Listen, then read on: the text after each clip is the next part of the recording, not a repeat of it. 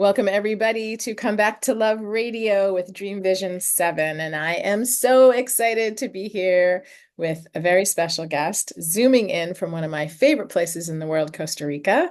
We've got Kelly Love of Kelly Love Rewilding today.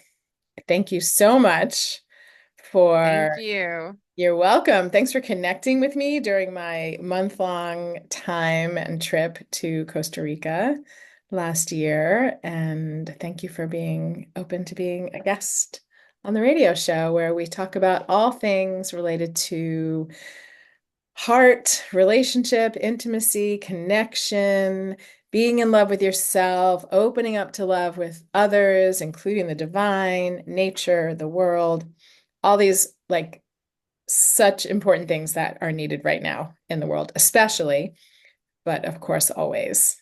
Anyway, it's great to have you. And I love that I know on the radio you're not looking at the visual, but I am looking at the most beautiful background that Kelly is sitting in Costa Rica. Wow. It's Yeah. all green with some bright fuchsia flowers in the background, lots of sunshine. Yes. Yeah, And it's all the gorgeous. topics you listed are all my favorite topics. So let's do this. Yes, yes, let's do this. I noticed on your, I'm not going to read a formal bio, but I'll just share with people that your work seems to extend, yes, into very similar, if not the same realms as my work. And from what I can tell, you have a deep connection to the feminine and a deep connection to the body. And I hope we're going to talk about body language today. But also, I just see that like a very holistic approach to health and well-being and love. So that is near and dear to my heart, and I'm excited to get started. So I would love to hear and love you to share a little bit about your story. Like, how did you get here at this point doing this work? Because it's really specialized and it feels really powerful to me. So where Yes. were Thank you you. and Thank you how so did you much, get here? Robyn. Yeah. Well, about, let's see, 2018, I was still in the corporate world Oh, and I wow. just knew something wasn't right. And I decided to do like this eat, pray, love journey, went to go live in Europe for a while, didn't tell my job, did salsa festivals all across Europe, had so much fun. And Wow. then about a year into that, I thought, this is good, but I need something more. Like I need a soulful experience because I grew up very conservative in a Christian home and I had left that conservative background and I knew that that wasn't for me anymore. I mean, so conservative, I was actually slated for a Fuller Theological Seminary, and then the universe intervened, Wow. and so I left my conservative background. I did my Eat, Pray, Love journey, and now I'm like, I need something deeper. And so I wanted to start exploring where does my sexuality and my sacred nature intersect? Mm, Because I grew up feeling separated inside. And it took me many years to figure out a lot of this separation was not just induced by a religion that demonized sexuality, but mm. also because of how I was raised, going through lots of sexual abuse, including being raped by my parents. And so all of this happened. And then I'm like, I need to go deeper. And Mm. I was also at the verge of needing a hip replacement. Wow. We And have in I was common. 38 years young, right? And I Wow. started doing all these healing retreats and thought that if I started doing that, then my leg would get better. Somehow it would magically get better. But it didn't. And so I ended up taking all these different trainings to learn how to use the body to heal the body. And then I stumbled across what's known Mm. as psychosomatic therapy or body language. And I had a reading done, and we just looked at some of the psychosomatic symptoms I experienced, which was needing a hip replacement, which, by the way, was my second hip surgery, and also having a broken collarbone. Mm. And when she read those, I was like, I don't know how this language is accurate. I don't know what you just did, but I need to learn it. I need to understand why this understands my story. And so before I even had my hip replacement, I was already starting to train in psychosomatic therapy. And everything that I learned, I used to put my body back together. And so this is now the foundation for all the work that I do. Wow. Okay, so many things there that I I could know, right? tap into. Yes. I thank you for sharing, first of all, the depth and the pain of your childhood. Um, yeah, I really appreciate that. Um, Hip replacement. Time for all of our listeners to hear that I also had a hip replacement. Oh, Um, really? yeah, not at 38, but still at 58 or 57 a couple of years ago. Which is also kind of on the younger side, according to, Mhm. the medical system. And I also tried every single thing I possibly could and then realized, okay, this is part of my journey right now. I'm really curious though to hear like how the psychosomatic piece, which is a little bit interesting language, so the body language piece, because also my orientation in terms of healing, um, the heart mostly is where I focus.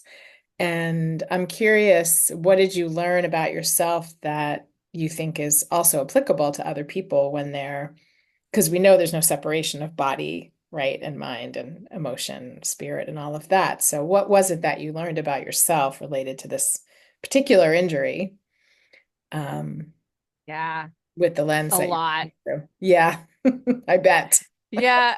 So first of all, I love to define a term. So psychosomatic, when I'm talking about psychosomatic therapy, psyche is the mind, soma is the body. So we're talking about the consciousness of the soul living in the body. So that's what body language is. So it's learning to read how is the consciousness of the soul animating the body and what is it communicating.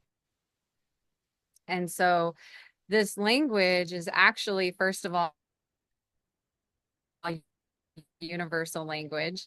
Everybody communicates through body language. And Mm, so it's a way for us to tap into source, to tap into love. And the foundation of this language is always love. How can I love myself better? And it's right. about growing into the fullness, right? When we're growing a garden, we're not going to pour poison into the roots, right? We're going to nourish the roots. So this is about what do I need to pour into the roots and the soil of my soul in order for it to be nourished into full growth. So that is essentially what body language is, what psychosomatic therapy is. Mm, And what I discovered about my body is we are like a tree of life.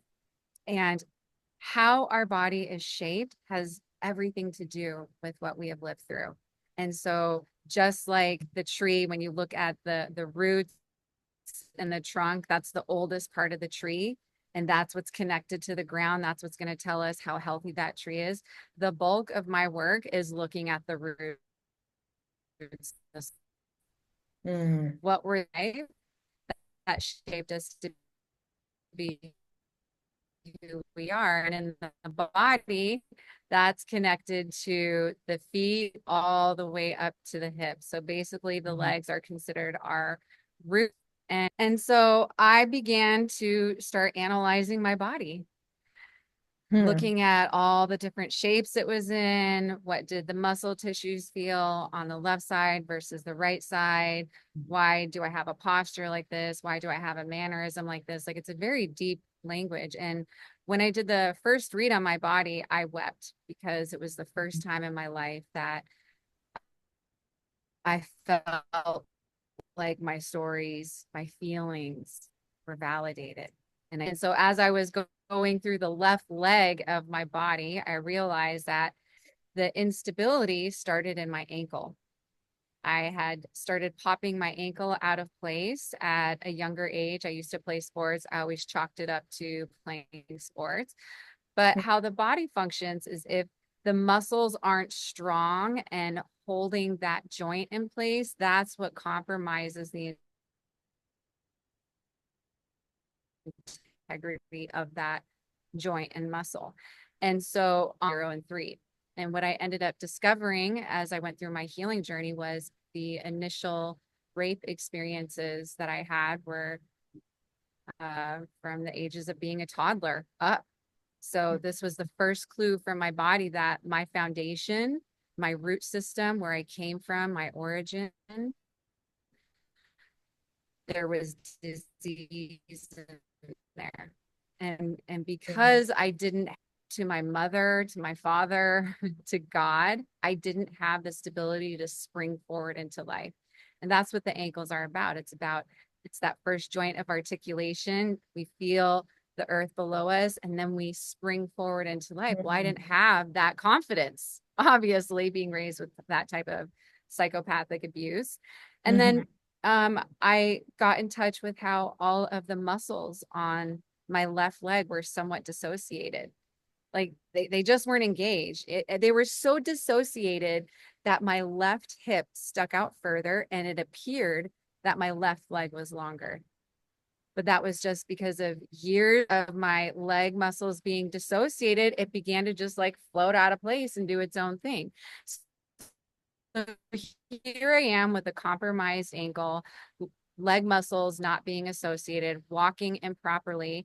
And so decades of landing on my leg in this at my hip joint, my leg bone actually started to die. I don't know Mm. if your leg bone was starting to die in yours, but um, No.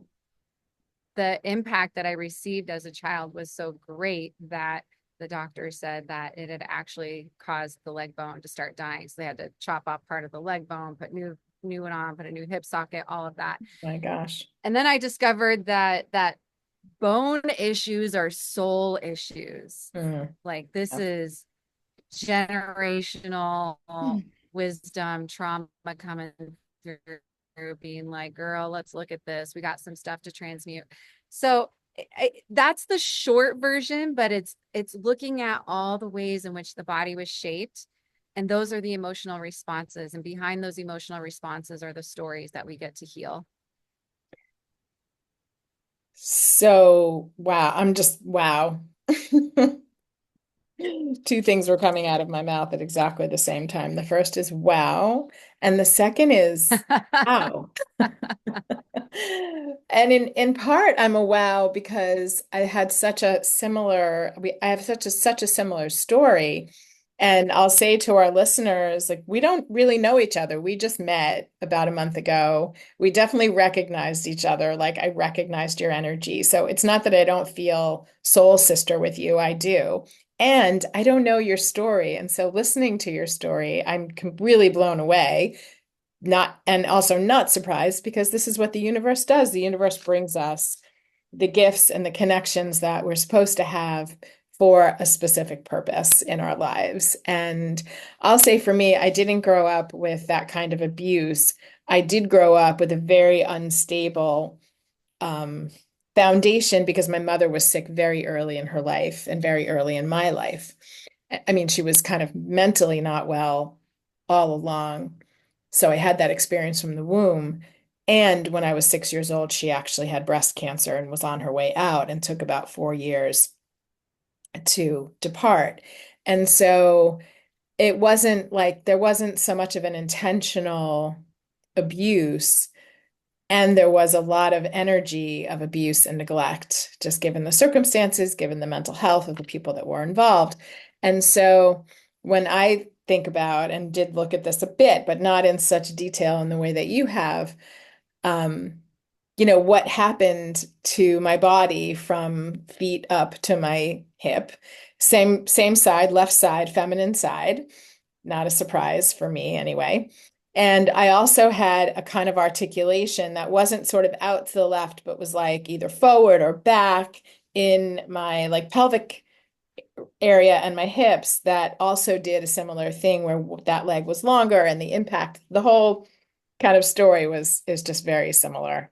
And so, yeah, I guess I'm sharing that with our listeners and with you on the one hand to share something about myself, but also to say like how interesting that the universe like brought us to the same space, the same table, and the conversation began. And so, yeah, it really gives me some additional food for thought around, continuing to explore the way that our and my childhood and all of our childhoods impact our bodies and that it shows up in the physical. I mean, I know you also do some Mhm. analysis of faces and which I've dabbled in a little bit myself. Um, and that kind of study is very informative.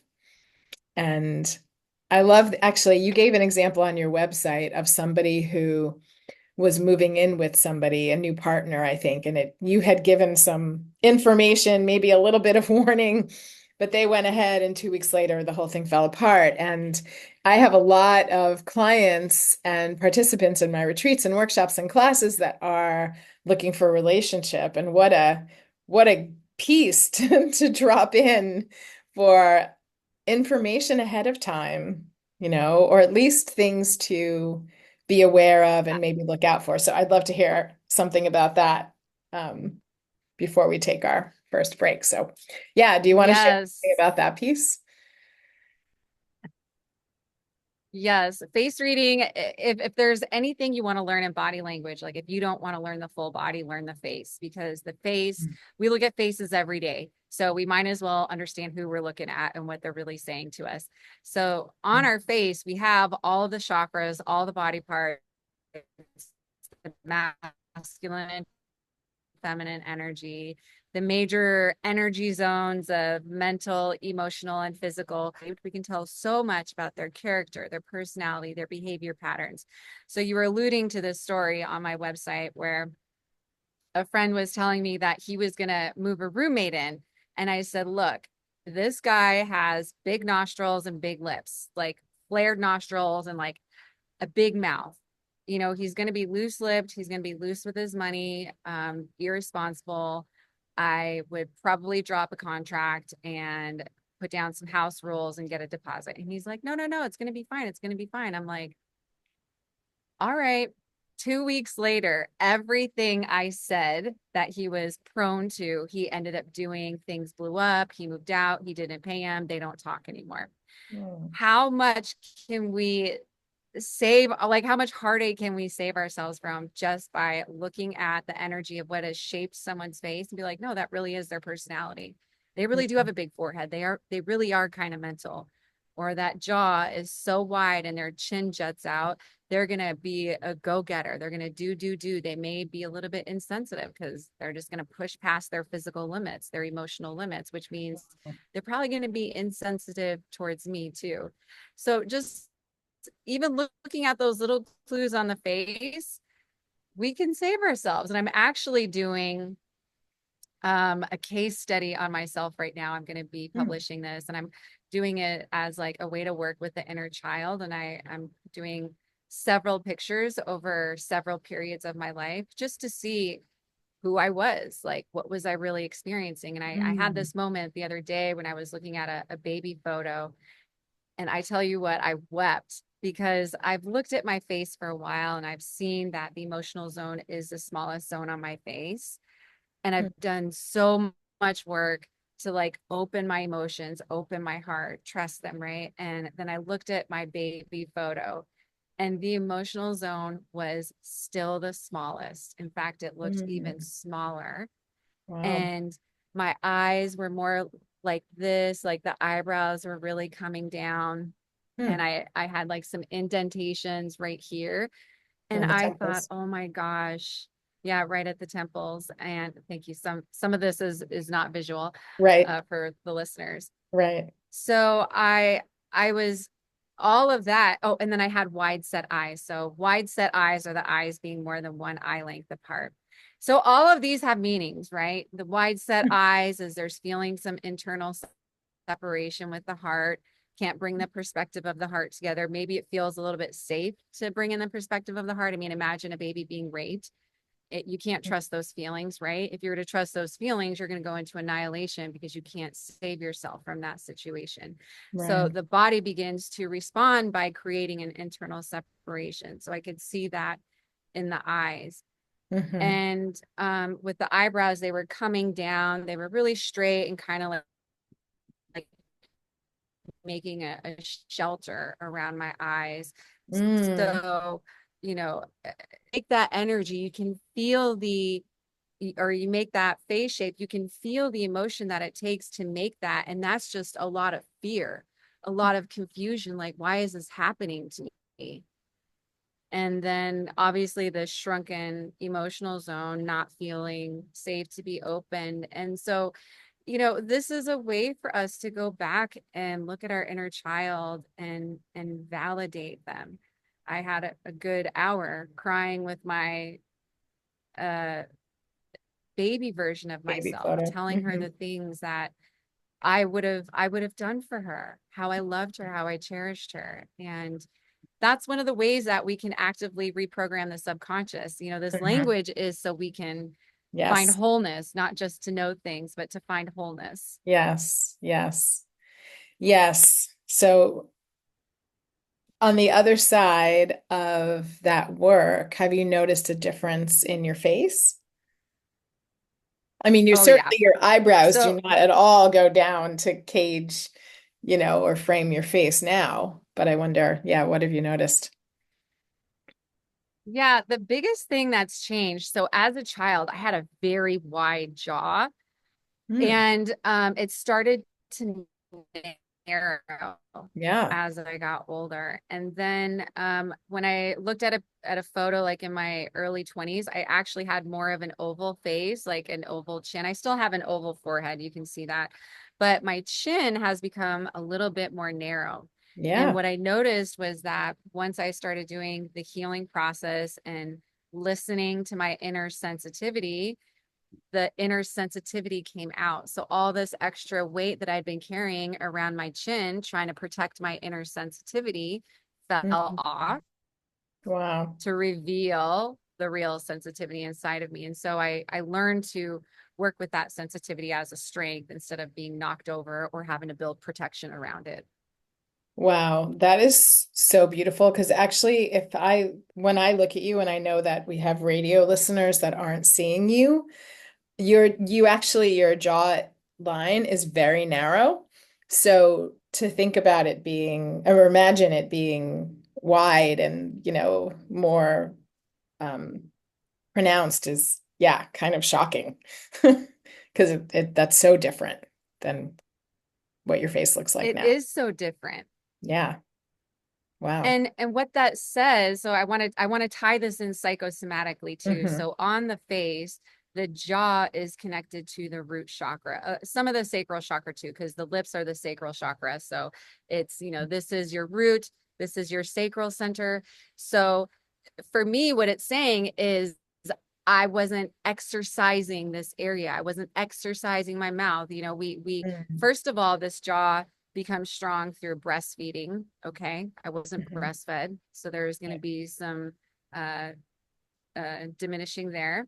Right. It comes from feeling safe and protected. Well, I didn't feel safe and protected. I didn't feel like I was able to just freely go out and explore and connect, Mm. be openly expressive. You can even see how my lips were curled in. And now I have full lips, but in my childhood photos, the upper lip was always tiny. It was always tucked under. So there was this Mm. hiding of the sensitivity, the creativity. And so all of that is going to contribute to a jaw starting to narrow because it doesn't have the foundation it needs to build the rest of the personality on it. Mm. Interesting. Wow. Okay, I'm fascinated. We're going to take a commercial break in this moment and come right back to this topic. Thank you so much, Kelly. We'll be right back. Okay. So we're back with Kelly Love on Come Back to Love Radio, and we're having a fascinating conversation about body language and reading faces. And Kelly was just describing how her face has actually changed in shape and size over the years of doing really targeted work on yourself, your parts, loving yourself, understanding yourself. And I want to share in a vulnerable way that one of the things I notice about my face, and now I know, again, our radio listeners are not seeing us. However, I will say that one of my eyebrows on the right side is higher than the left. And when I started to notice that about myself, I was like, oh my God, that's really strange. And I'm not somebody who does things with body hair, but I was like, okay, let me see if I can pluck, and nothing does it. And then I went to get my eyebrows waxed and I was like, fix this, and they were like, okay. And of course they tried and they can't because it's not about that. But as you were talking, I realized that, so I shared a moment ago about my childhood and where all my work came from in terms of coming back to love and healing and learning to love myself. Because in the context of growing up with a mother who was ill, depressed, anxious, and then literally physically sick with cancer, my there was a lot of neglect because there was just so much focus on what was going on for her, and there wasn't a way to deal with my emotions, the experience I was having during all of that time. So I had so many lessons around um, my own needs and loving myself and self-worth that came from this experience of kind of the opposite. But one of the other really important pieces that is that my parents lied to me. And they lied to me and my sister. They didn't tell us that my mother was ill until right before she died, like 2 months before she died or so. Yeah, so there were things that happened, right? She had surgery, she had a mastectomy, she had, all these treatments. And of course we and I saw some of it and felt all of it, but the words didn't match up with what was actually happening. And it's actually like a really big trauma, and actually in the realm of abuse, to have that experience of such a disconnect of like what I was experiencing, what I was aware of. I was really awake and intuitive and aware, but all of that got discounted because of the disconnect between what they were telling us and what was actually happening. So while you were talking about faces, I realized that when that's one thing I can't do is, some people can like control their eyebrows and raise one separately from the other. I can't do that. My right now, at least my body and my muscles don't do that. However, with the right eyebrow up a little bit higher, there's kind of like, I'm not saying that's how I look, but there's kind of like this expression of like, really?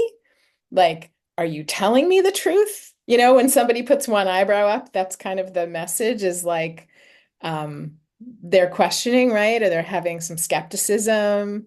They're not trusting. I would say that they're looking like, you know, come on, tell me the Yeah. truth, right?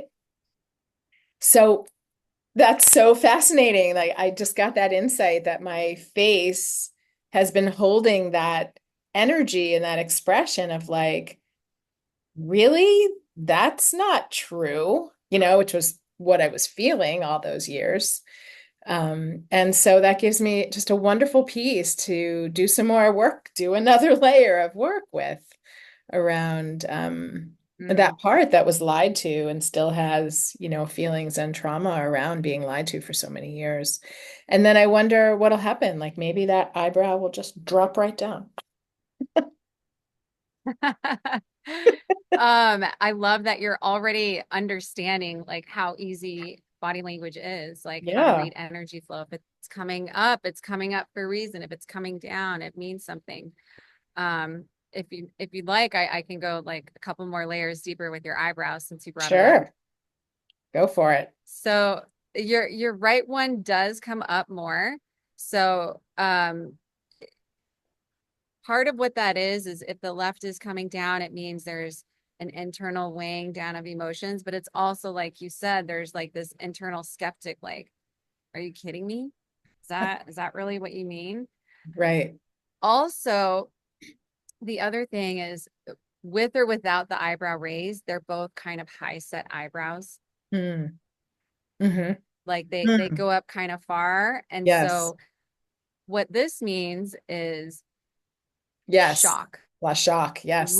lots of shock. Yes. And it can also mean lots of trauma, right? Which Hmm. can mean overstimulation because then your eyes kind of form big too. You do have big eyes, and it's almost Hmm. like they come out a little bit, they protrude just a little bit. So Hmm. it's like as a little kid, you were over vigilant, just taking in the information and being Sure. overstimulated. Absolutely, 100%. Yes, shock absolutely was 100% my experience.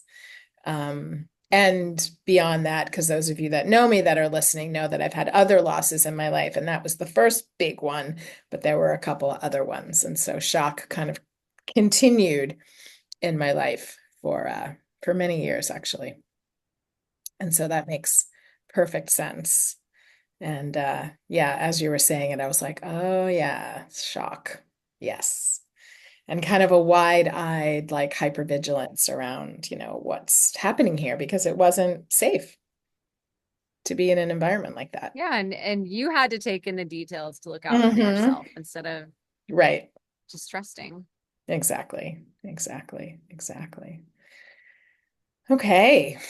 Well, let's talk about self-love and how the work called body language or psychosomatic healing um, relates to self-love. And as you know, this radio show is called Come Back to Love. My business is called Come Back to Love. My mantra is Come Back to Love, which is all about coming back to love with ourselves and really going inside and inward to heal the connections of all the different parts inside of ourselves that have separated, that have judgment, shame, and more. And yeah. I mean, your last name, I don't know if it's your real last name, but Kelly Love, of course, that caught my attention.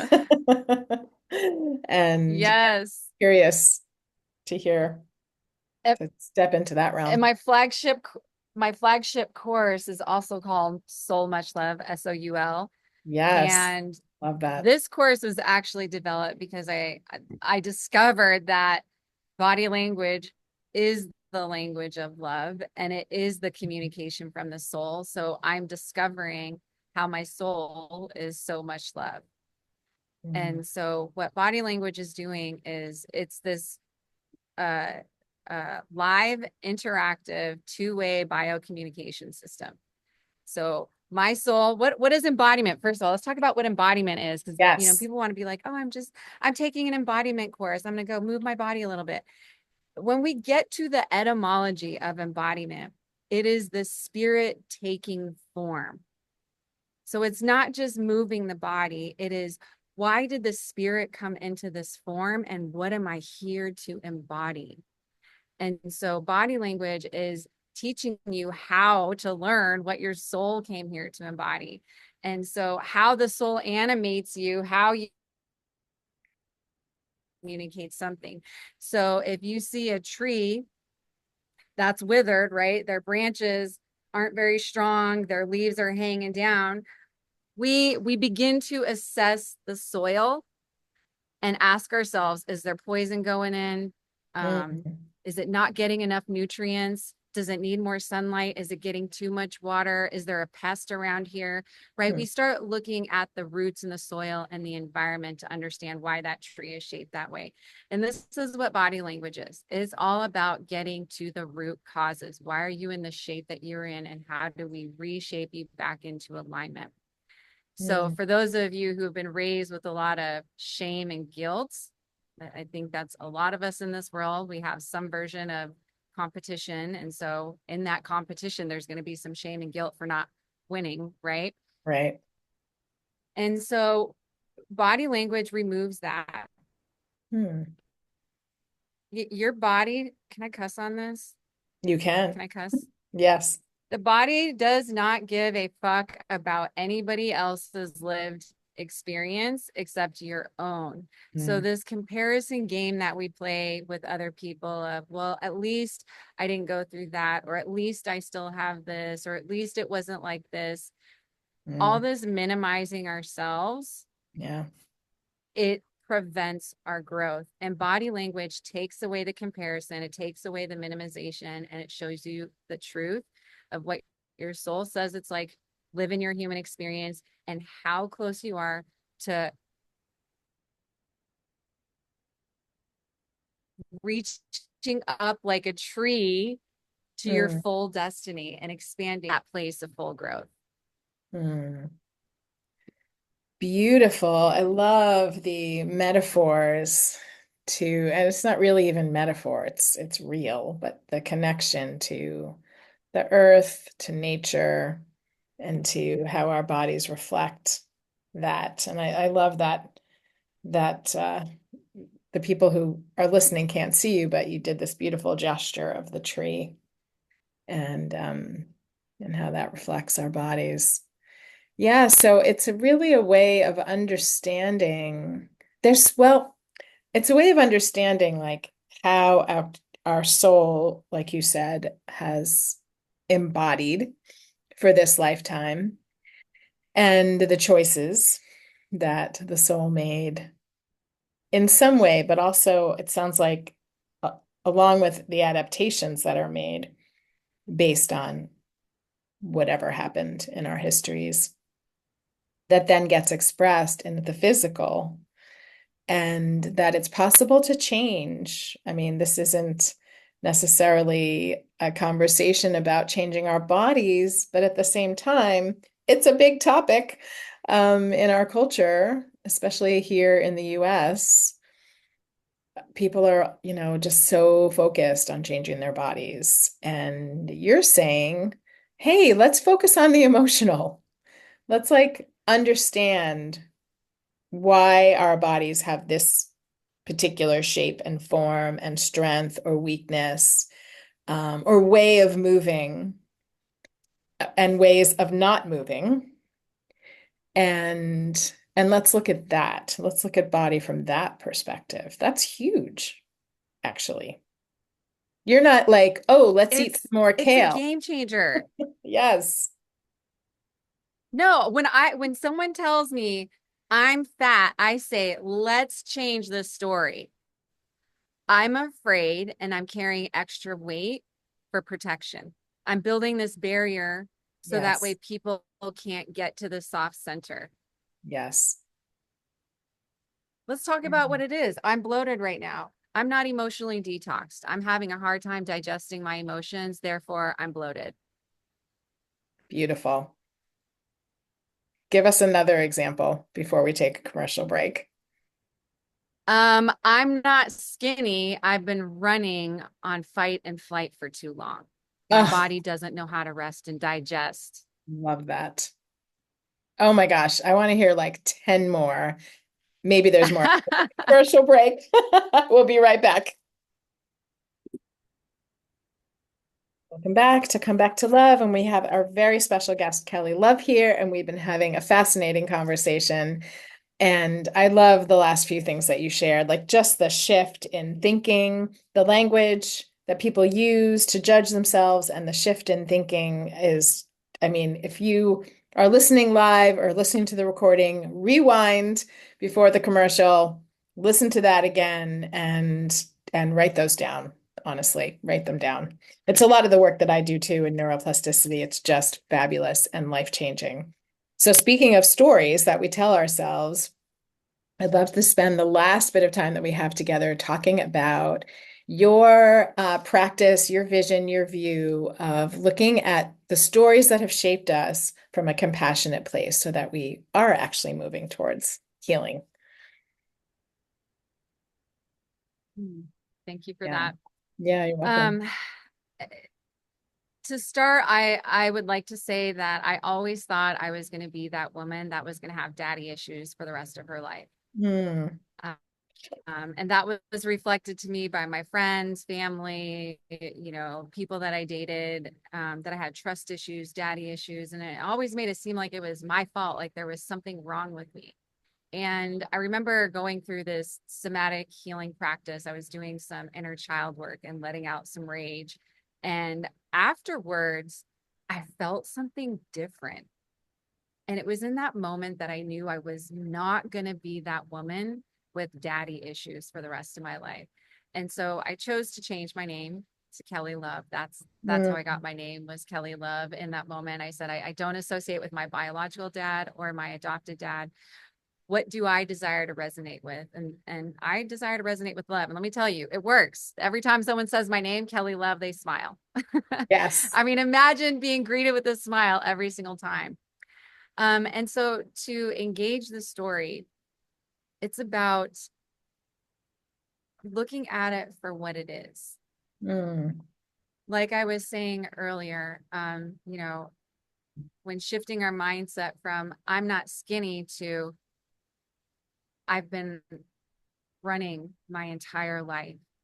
I haven't felt safe. I am exhausted from how much I have ran, how much love I have poured out, and how I've not been given enough in return. I'm exhausted from being so generous and having people that come in my life and use me up. Right. Those are the real stories. Hmm. And so when we map to what we need to make better choices. So if my uh, pattern is to overgive, then I pause with the overgiving. I make sure my cup is full first before I overgive. Right. This is the way Hmm. we are compassionate with ourselves. You don't put that expectation to care for everybody else. In fact, I say in body language, if you can't carry your own weight in alignment, you have no business putting on any extra weight, whether it's in the gym or emotionally or mentally or whatever. Hmm. And Hmm. so it's about that honest look, and that's what sacred body mind language is. It's looking in the mirror. And a lot of us are have not been raised in truth, right? We have had to ignore our intuition because if we were to actually acknowledge it, we would go crazy. Right. So we've had to ignore our intuition. And in that, we minimize ourselves, we lie to ourselves, we keep ourselves from what we need to actually grow. And so the compassion is also being willing to look at the truth. The mirror just shows the truth. If I've got a smudge on my face, I've got a smudge on my face. We can dance around it, we can say nice little fluffy words around it, but at the end of the day, I got a smudge on my face. How do I clean it off? Right. So that's what this is about. It's about looking at your tree of life and saying, what happened? What do you need to feel better? And then Hmm. giving yourself that. And that's what I do in my So Much Love program. That's how this is the foundation of what I do is love. Because I wasn't raised in love. I was raised by narcissistic psychopaths who didn't know how to love me. Hmm. And our house was complete chaos and all of the siblings were fighting and we were attracting more and more trauma from the outside world. So I didn't have love, outside examples of love, but Right. body language brings that love on the inside. I don't need an outside reflection. My own body is showing me I'm wilted. My own body is showing me I have extra fat here and I'm feeling protected. My own body shows me the truth. Right. That's right. Beautiful. And you've been willing to take a look, take an honest look, which is a really important piece. So tell us more about how we can all learn about this amazingly potent, deep, sacred work that you're doing. I'd love to hear. Well, first of all, my free opportunities, I have a massive YouTube channel. I've got hundreds Yay. of educational videos on there. You can go check me out at Kelly Love Rewilding. I also have an online face reading training. Mm. And for less than an ayahuasca ceremony, y'all, you can learn a life skill that you're going to use every day for the rest of your life. And when you take this online course, it's going to come with me reviewing and giving you feedback of your face reading. If you'd like to book a private training for your group, whether it's small or large, you can reach out to me privately on that. And like Mhm. I said earlier, we look at faces every day. We might as well understand who we're looking at so we can make better decisions about how we engage ourselves. And then from there, I have a lot of small offerings on my website. I have stuff on circumcision, my free offering on feminine leadership. So the free offering is showing you how the feminine energy leads from the inside out. This is Yes. bringing the divine feminine back up to her rightful place as a leader and showing it from the inside out how it is true. This is not just some made up new theology. This is actually how nature functions. Mhm. And then I'm going to be coming up with an offering really soon that I just did, but I'm going to repackage it into the body archetypes. So this is being able to look at the four major body archetypes and understand the significant things that have shaped you. What are some major patterns you're going through? What is your body asking you to give rest to and bring life to? And then my deepest dive, y'all, is my Soul Much Love group. This is my my 10-week journey of learning to read your body's language from the feet all the way up to your head. Exercises to reshape your body. So if your body is misshapen by the emotions and experiences you've had, then I teach you how to properly align it through strengthening exercises. And then lots of embodiment tools. So we meet the trigger, the trauma, the pattern right where it is, and we practice in real time rewriting subconscious programming. So this is an interactive subconscious reprogramming journey where you learn Oh, language, you embody it, you learn it, you embody it. And by the end of 10 weeks, you will go through a transformation. wow. Well, we're going to take one more commercial break and let that land for everybody. That is an incredible, that your work is incredible. I mean, amazing. We're going to take Thank one you. more break and come back with Kelly Love. We'll be right back. Welcome back, everybody. We just heard of the incredible offers, actually, that I will have in writing for you to look at and click on live links. But I really, really encourage you to check out kellyloverewilding.com. And I love that you're in the wild, so that just the energetic fits Goes with perfectly. my brand. Yes, yes, you're Brandy. You're right on brand. So I'd love to hear just you shared so much wisdom actually, and I wonder what words of wisdom you could offer somebody who's just starting out and has listened to this and is just their mind is just like expanded and open and they're like, oh, okay, what do I do? Besides re-listening to this episode because there's so much in it. Yeah. What else would you like to offer?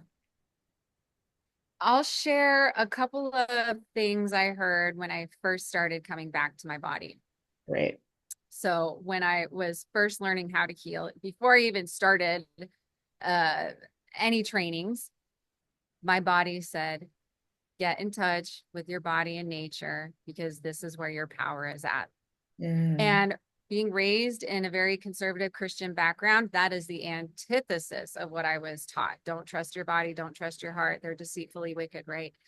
So that was a paradigm shift for me, learning how the body functions, learning how nature functions, learning how we mirror each other. That did a lot to reprogram myself.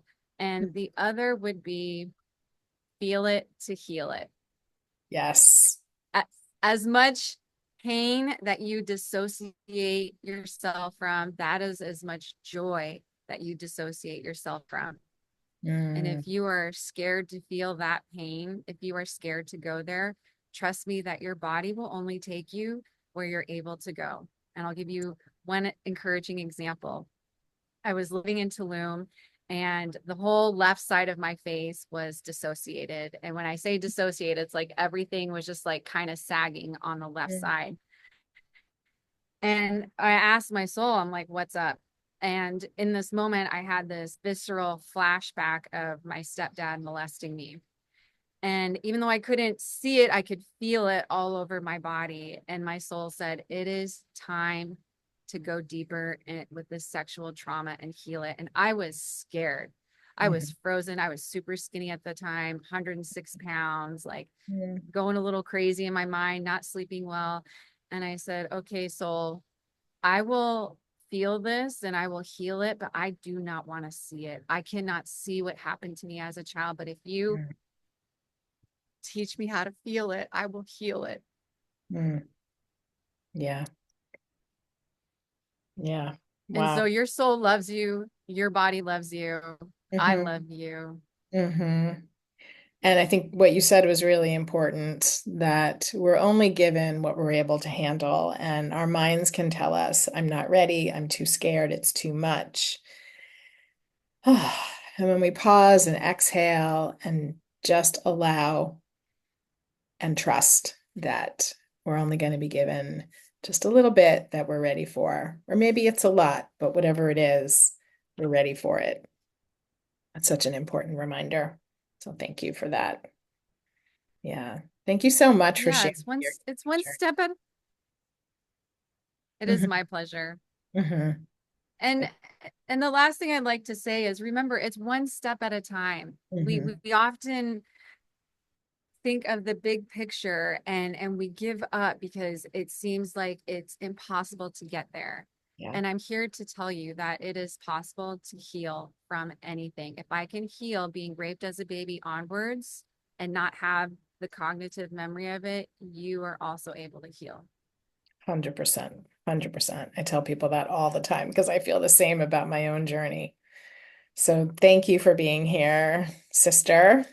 And yeah, shout out to everybody who's listening. And really, I encourage you to listen a couple of times. There was so many golden nuggets throughout and a real clear path to doing the healing work if you're ready for it, to come back to love in this way using body language and all that it has to offer. So thank you so much, Kelly, and lots of love, everybody, and we'll see you next week. Have a great day, and thank you to Dream Vision Thank 7. you. Yes.